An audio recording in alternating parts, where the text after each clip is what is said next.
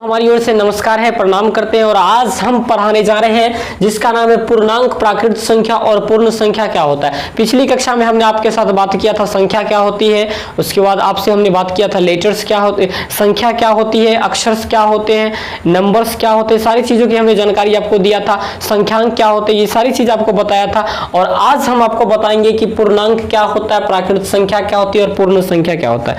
तो दोस्तों, जैसे कि आपने नंबर लाइन पे रिप्रेजेंट किया होगा, एक रेफरेंस हम लोग लेते हैं जीरो, इसको क्या बोला जाता है, रेफरेंस लेते हैं जीरो। जैसे एम्पायर होता है तो जीरो से इधर वाले को पॉजिटिव हमने कहा 1 2 3 4 और सो ऑन, इसी तरह से अगर चल रहा है अनडिफाइंड तक।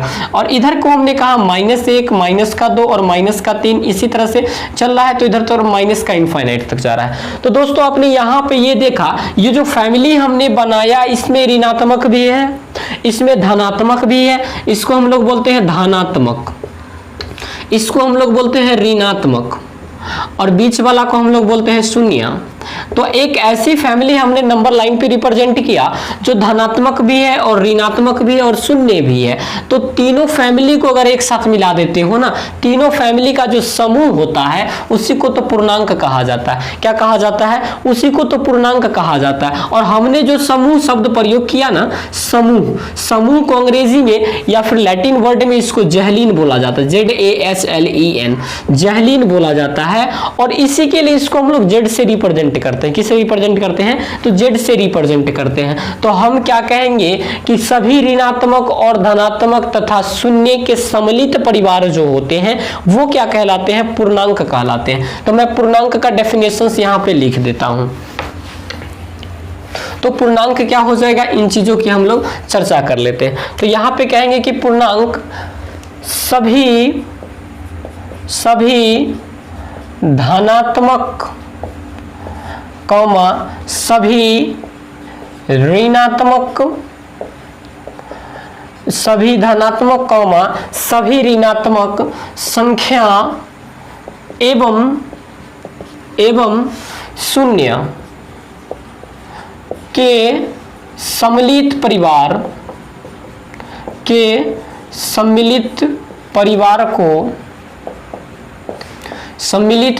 को पूर्णांक कहा जाता है। क्या कहा जाता है? पूर्णांक कहा जाता है।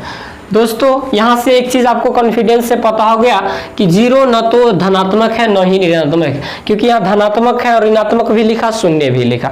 एक चीज मैं यहाँ पे लिखता हूं, पूर्णांक कहलाता है। यहाँ पे लिखेंगे कि पूर्णांक को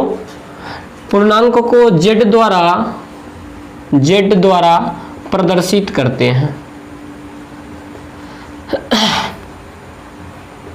पूर्णांक को किसके द्वारा प्रदर्शित करते हैं? जेड द्वारा प्रदर्शित करते हैं। तो पूर्णांक क्या हो जाएगा? जीरो भी आएगा, पॉजिटिव भी आएगा और इसी तरह से नेगेटिव भी आएगा, नेगेटिव भी आएगा। तो हमने आपको बताया कि यहां से अनडिफाइंड माइनस तक जाएगा। तो संख्या रेखा पर प्रत्येक बिंदु संख्या को रिप्रेजेंट करता है। तो यहां संख्या रेखा पर, यह है संख्या रेखा पर, लेकिन नीचे लिख रहे हैं हम ताकि आपको फ्रेश दिखाई पड़े। तो हमने बताया पूर्णांक क्या होता है, तो जो सभी धनात्मक होते हैं, सभी ऋणात्मक होते हैं और शून्य जो होता है उसी को क्या कहा जाता है? पूर्णांक कहा जाता है। दोस्तों, जो सभी धनात्मक होते हैं उसे कहा जाता है प्राकृत संख्या। क्या कहा जाता है? प्राकृत संख्या। और इसी प्राकृत संख्या में अगर ये हैंड इधर घुमा दें और जो मिल जाएगा तो उसे कहा जाएगा पूर्ण संख्या। क्या कहा जाएगा? पूर्ण संख्या। तो सभी धनात्मक संख्या क्या कहलाती है? पूर्ण संख्या, प्राकृत संख्या कहलाती है, या गिनती की संख्या को प्राकृत संख्या कहा जाता है। तो यहां से लिखेंगे हम लोग प्राकृत संख्या, प्राकृत संख्या जिसको अंग्रेजी में कहते हैं नेचुरल नंबर। नेचुरल नंबर क्या होता है? तो हम यहाँ पे क्या कह सकते हैं? ये धनात्मक है तो सभी धनात्मक संख्या को क्या कहा जाता है? प्राकृत संख्या कहा जाता है। तो यहाँ पे लिखेंगे क्या कि सभी धनात्मक संख्या या गिनती की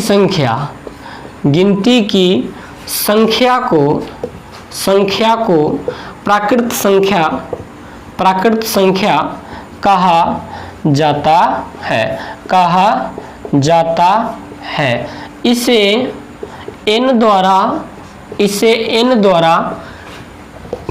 प्रदर्शित करते हैं। चलिए, तो इसका एग्जाम्पल अगर हम लोग लिखें तो 1 2 3 डॉट डॉट डॉट। अगर सबसे छोटी प्राकृत संख्या बोला जाए, सबसे छोटी प्राकृत संख्या, तो आप क्या बताएंगे? सबसे छोटा गिनती कहाँ से स्टार्ट होती है? 1 से। और सबसे बड़ी क्या हो जाएगी? तो अनडिफाइन है, ये बहुत दूरी तक जाएगी, तो अपरिभाषित कह देंगे हम लोग। तो पूर्णांक क्या होता है? सभी धनात्मक, सभी ऋणात्मक और शून्य के जो सम्मिलित परिवार होते हैं उन्हीं को पूर्णांक कहा जाता है। प्राकृत संख्या क्या होती है? तो सभी धनात्मक के परिवार को प्राकृत संख्या कहा जाता है। और प्राकृत संख्या में जब 0 को शामिल कर लिया जाता है तो उसे पूर्ण संख्या कहा जाता है। क्या कहा जाता है? उसे पूर्ण संख्या कहा जाता है। तो इसका डेफिनेशन हम यहाँ पे लिख देते हैं, देखिएगा। अब यहाँ पे हम बताएंगे क्या पूर्ण संख्या क्या होता है। तो यहाँ पे लिख रहे हैं हम लोग पूर्ण संख्या जिसको अंग्रेजी में कहते हैं होल नंबर।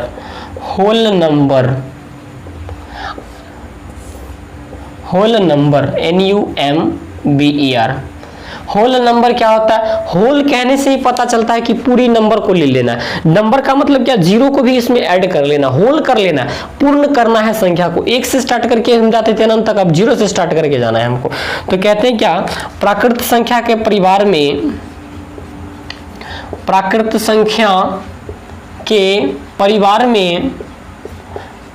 में जब 0 या शून्य को भी सम्मिलित किया जाता है तो उसे पूर्ण संख्या कहा जाता है। पूर्ण संख्या कहाँ से स्टार्ट होगा? 0 1 2 3 डॉट डॉट डॉट, इस तरह से हम लोग पूर्ण संख्या को दिखाते हैं। तो दोस्तों मैंने यहाँ पे कोशिश किया आपको पूर्णांक बता देने का, उसके बाद हमने कोशिश किया आपको पूर्ण संख्या बता देने का, उसके बाद हमने यहाँ पे कोशिश की आपको क्या कि प्राकृत संख्या बता देने का। 3 चीज के ऊपर हमने डिस्कस किया और उम्मीदें करता हूँ कि आपको ये सारी चीज समझ में आया होगा।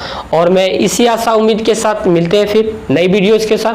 फिर वहाँ पे बात करेंगे कि भाज्य संख्या क्या होती है, अभाज्य संख्या क्या होती है, सम्मिश्र संख्या क्या होती है, उसके बाद परमेय अपरमेय सारी चीज़ों की हम लोग जानकारी वहाँ पे प्राप्त करेंगे। तो इसी आशा उम्मीद के साथ मिलते हैं फिर नई वीडियोज़ के साथ। तब तक के लिए थैंक यू।